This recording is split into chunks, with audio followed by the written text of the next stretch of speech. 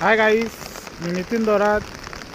आज 14 जुलै आहे आणि भरपूर असा आमच्याकडे पाऊस पडून असा पूर आलेला आहे। तर पूर बघासाठी मी इकडे आलेला आहे रोडला आमच्या। तर बघूया कसं शेतं भरला आहे, मांग आहे बघा।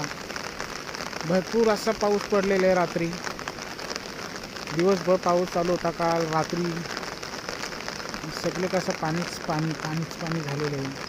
माझ्या जवळजवळ सर्वच ठिकाणी असा पाऊस आहे, तुम्ही बघू शकता। आता मी तुम्हाला दाखवतो। आज 14 जुलैला असं इतका भरपूर पाऊस झालेला आहे।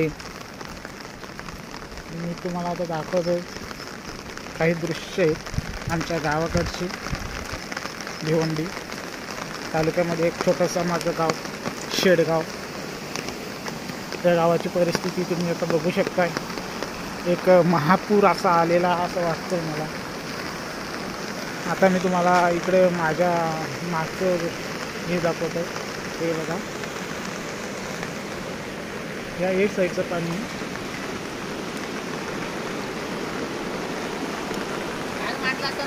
हां, 100% मासे कसलं पहिलेच कसं। हा, इथं माझा किव असा होता तिकडे, म्हणून दाखवणारच आहे। हा बघा किती मोठा पूर आलेला आहे। इकडे बघा, ह्या साईडला पण एवढं पाणी झालं आहे, असं भरपूर असं पाणी। आता बघूया, मी तर आता उतरत चालू आहे पाण्यात। मोबाईल माझा पडेल असं मला तरी वाटतोय। तर बघूया, असं कधी इतका पूर होत नाही, कधीतरी झाला तरी पण ह्या माणसांनी ते मला वाटते पाणी बांधलेलं असल्या कारणाने बघूया आता काय होतोय। तर तिथं आलो मी रस्त्यावर। हे बघा, मला इथं दाखवतो।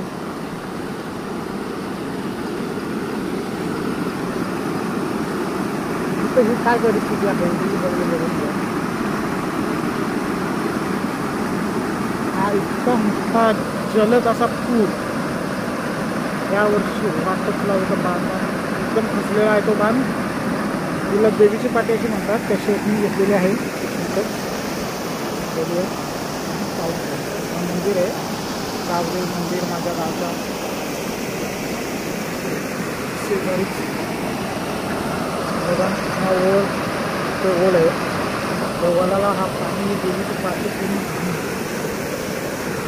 आणि इथं बघा, हे जे आहे ते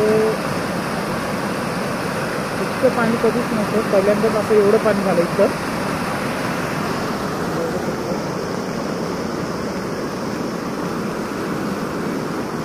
आता मी तुम्हाला दाखवते किवाकडे, तुम्ही बघू शकता। हा माझा क्यू, हे काय परिस्थिती झाली आहे बघा। तो मला वाटतं मोडलच तो, कारण काय त्याच्यावर आता बऱ्याचशा काट्या कचरा असा भरपूर असा काय काय येऊन राहिलेला आहे। फाटे वगैरे शकतायचं पण येऊन टाकलेला कचरा। आणि हा माझा बसाचा झोपडा असायचा, ते मी बसायचो पावसात मच्छी मारायला आल्यावर। त्याच्या छप्पर असायचा, छप्पर टाकल्यानंतर मग बसायचं आणि मग किवारवरती मच्छी मारायचं। तर इतका पाऊस वाढला, पाणी वाढला आहे का, जर त्याच्यावर जर मच्छी मारायचं साधन केलं असतं तर ते मला वाटतं गेलंच असतं बनणं, कारण असा भरपूर असा पूर झालेला आहे। हे बघा, परिस्थिती एकदम हाताच्या बाहेर गेलेली आहे इथली तरी सध्या। आता मी तुम्हाला पुढं तिकडे दाखवतोय, नदीकडे जाऊया। आता आम्ही इथं आलो, मी पोशाची मुंडी बोलताय त्याला, या स्पॉटला पोशाची मुंडी तिथं आलो आहे। आता हे बघा, हे नदीचं पाणी इतकं वर आलं आहे। हे ज्या पाटीनं पाणी झालं आहे, ते नदीचं पाणी असं उलटं वरून आलं आहे, त्याची लेवल झालेली आहे। तुम्ही बघू शकता, ही ते दत्तू ठाकरेची मोठी जमिनीची पाटी होती। आणि हा बघा, आता नदीचं पाणी वर जाईल। मी जातो नदीवर, नदी थोडंच अंतरावर आहे, मग तुम्हाला दाखवतो नदीचं पाणी। हे बघा, नदी आता इकडनं चालू होईल। हे बघा तसं पाणी, ते नदीचं पाणी असं उलटं शेतानं आलं। आणि तिकडं ते नदीचं पूल आहे, तुम्हाला दाखवतो मी। भरपूर असा पूर आलेला आहे. मी कालच म्हटलं होतं का एवढा पूर अजून आलेलाच नाही आहे का इथपर्यंत पाणी चढलं आहे नदीचा. तर खरोखरच आज पूर झालेलंच आहे. हे तुम्ही बघू शकताय माझ्या यूट्यूबच्या चॅनलच्या माध्यमातून. थोड्याच अंतरावर आता मी नदीवर आलो आहे. हा तो निंबाऱ्याचा झाड कोसळलेला होता उन्हाळ्यातच, म्हणजे पहिल्याच पावसात. ही स्मशानभूमी बघा, ही दलित वस्ती शेडगावची स्मशानभूमी. त्या स्मशानभूमीमध्ये जवळजवळ इतका पाणी आहे कंबरेच्या एवढा.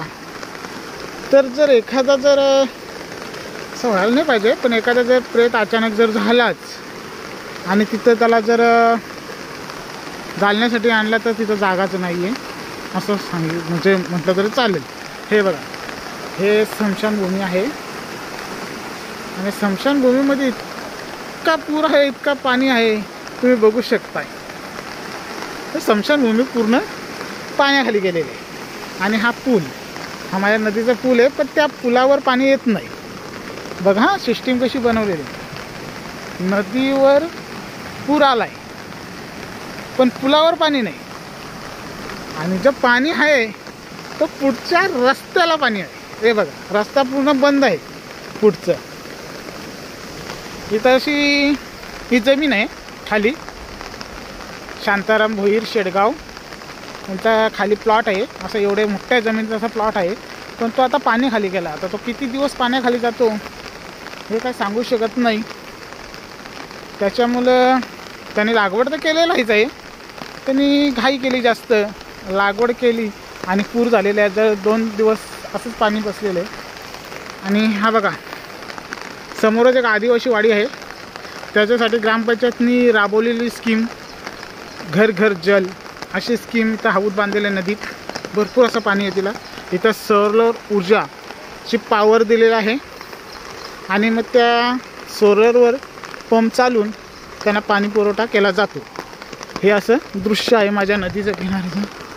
आणि हे बघा, तुम्हाला सांगितलं नाही पुलावर पाणी नाही, पण पाणी रस्त्यावर आहे. आणि तो रस्त्यावर पाणी किती येते पहिले बघा. इतर का बाईक जाऊ शकत नाही, त्याच्यामुळे रस्ता बंद आहे. माझा मित्र तिथं आमजेद आहे त्या साईडला, तो पण बघायला आला, एन्जॉय करायला आलाय. आमजेद, ए आमजेद भाई, आमजेद भाई समोर. आणि आर के सुद्धा आहे. मला पोहता येतं आहे, पण माझ्या हातात मोबाईल आहे आणि मी जर पडलो तर मोबाईल जाईल या उद्देशाने मी काय पुढे जाऊ शकत नाही पाण्यात. थोडा थोडा मी पण चाललो आहे. भरपूर असा पूर आला. हे बघा कितीतरी पाणी आहे बघा, तुम्ही बघू शकता. हे खेडेगावचं असं असते, नदीला पूर येतोय पावसाळ्यात, रस्ता नसतो, लोकांचा मार्ग तुटतोय. आणि माझा मित्र आमच्या जवळजवळ आलेला आहे माझ्याकडे. एक बाईक आले आणि माझा मित्र त्या बाईकवाल्याला काढायला गेला आमच्यात. बघूया, हा आस्तोली गावचा संपर्क तुटला त्या साईडनी. त्यांच्या पुलाच्या पलीकडे पाणी गेल्या कारणाने आस्तोलीचा जो संपर्क होता, जाण्या येण्याचा मार्ग तो तुटलेला आहे. त्याच्यामुळे तो बाईकवाला शंकर्या म्हणून त्याचं नाव आहे आणि तो येतो आहे, म्हणजे या मार्गे आला आहे, शेडगावच्या मार्गे, म्हणून तो आसनोलीला जाणे. तर त्याची याची गाडी टाकायची काही हिंमत होत नाही. तर माझा मित्र आमजेद भाई आणि आर के हे दोघंजण त्याला गेलेले आहेत. बघूया तर त्याला आणतायत का गाडी त्याची, काय होते आता मी तुम्हाला दाखवीनच. दत्ता पाटील, स्वर्गीय दत्ता पाटील शेडगाव याची जमीन त्यांचा भाव तिथे लावते. त्याने 3-4 माणसं लावलेले आहेत. नदीच्या कडेलाच आहे. या पावसात, कारण त्यावेळेस दत्ता शेठ असायचा, तो पण ह्या पावसातच जमीन लावायचा. कारण वरची जमीन असल्या कारणाने त्याला पावसाचीच गरज असायची, अशा पुराची. तो लावायचा जमीन त्याची. आता बघा भरपूर असं पूर जलमय झालेलं आहे वातावरण.